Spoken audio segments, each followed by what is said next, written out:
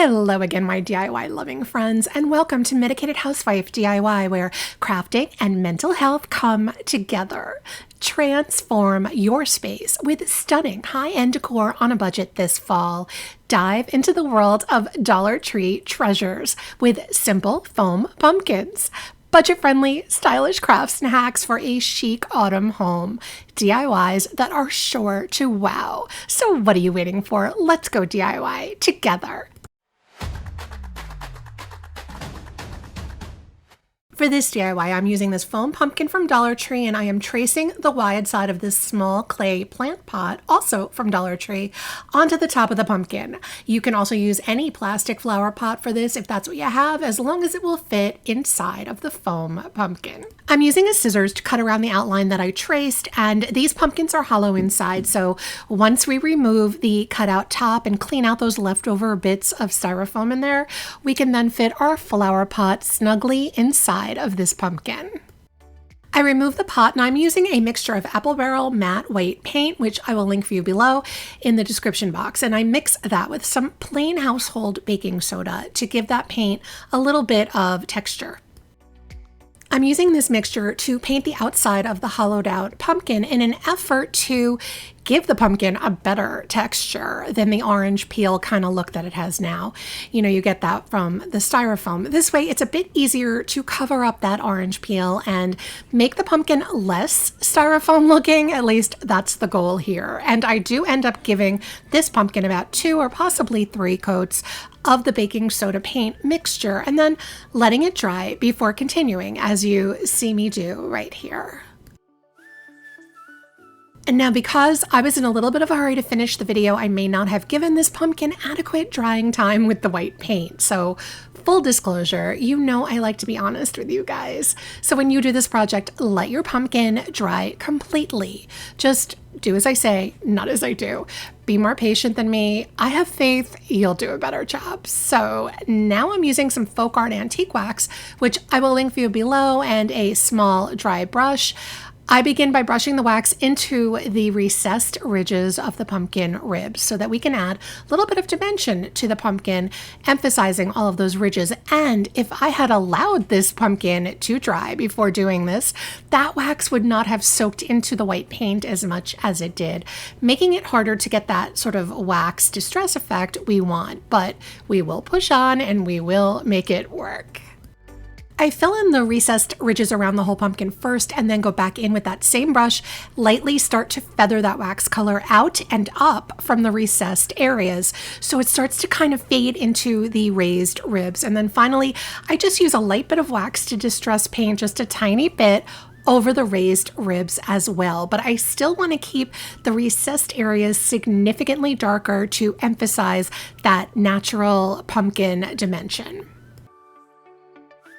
I stuff a piece of dry paper towel into the bottom of the clay pot to fill it up a little bit and place that pot back into the painted pumpkin. I'm using Spanish moss I got at Dollar Tree, and I start to fill in the rest of the pot with the moss, making sure that it's going to kind of spill over the sides of the pot. I pull out a bunch of my Dollar Tree succulents from my stash and I start to just place them into the pot. At first, I am just trying to decide on the final layout and which succulent I want to go where, so I place them and move them around a bit, adding more and more moss in the process until I decide on the final placement. Then I'm going to remove all of the succulents and I'm going to re-add them one at a time using some hot glue on the stems to help keep them secure inside that moss-filled pot. And you can use however many succulents you want in any color scheme, going as crowded or as sparse with the succulents as you like. This DIY is fully customizable for you to really make it your own.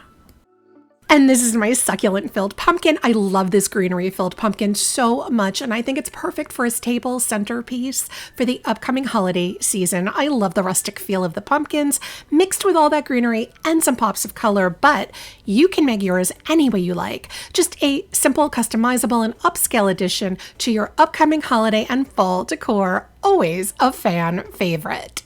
For this next DIY, I'm using 2 of the Dollar Tree mop heads, and can I just say that the new design on these makes them so much harder to take apart. So I guess that's great for mopping with them, not so great for crafting with them, but that's okay. Where there's a will, there's a way. I basically ended up pulling clumps of those mop strands out a bunch at a time. The old style mops just really unsnapped. Oh well. I grab 9 strands of mop at a time, and using those tiny clear hair bands from Dollar Tree, I gather the 9 strands together and secure them together in a bunch with those tiny rubber bands.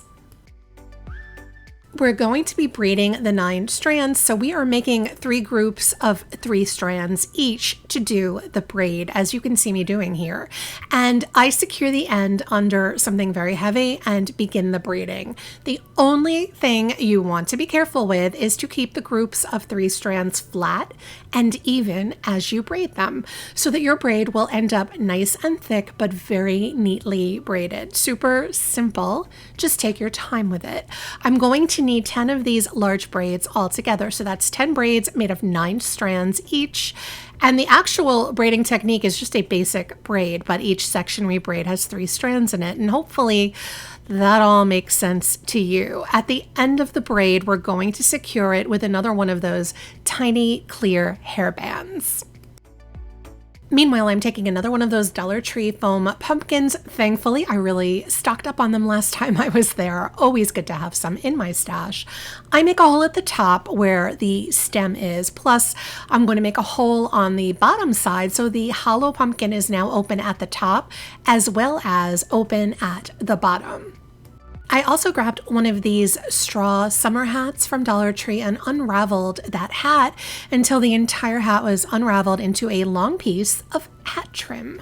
Now, I really should have started gluing with that hat trim, and I do switch to that later, but initially I grabbed one of my 10 mop head braids that I made, and I tucked the top end into the top of the pumpkin and then used some hot glue to secure that braid down onto the raised puffy rib part of that pumpkin.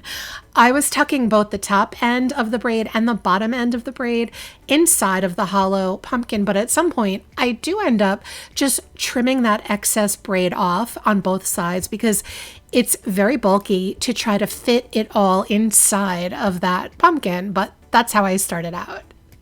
I attached the second braid the exact same way, tucking the top and bottom braids into the holes of the pumpkin.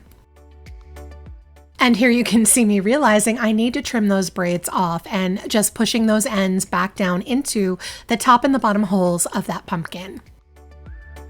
Here's where I realized I should have started by gluing down the hat trim. So I switch gears and cut pieces of that hat trim and then begin hot gluing those down into all of the recessed sections between the pumpkin ribs.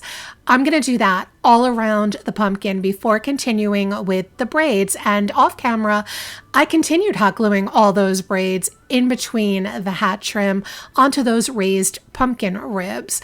I apologize, I seem to have lost that footage of me attaching all the rest of those braids.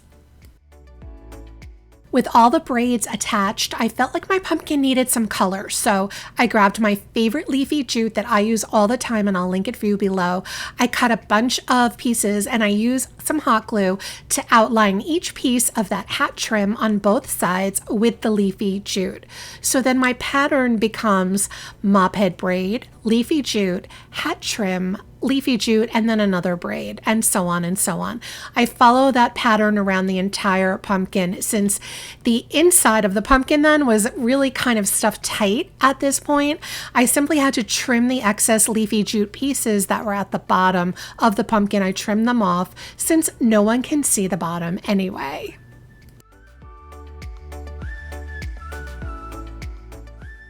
I grabbed one of the paper bag stems I made for another project, and I will link the video where we made those in the description box below for you, and popped it right into the top hole of my pumpkin.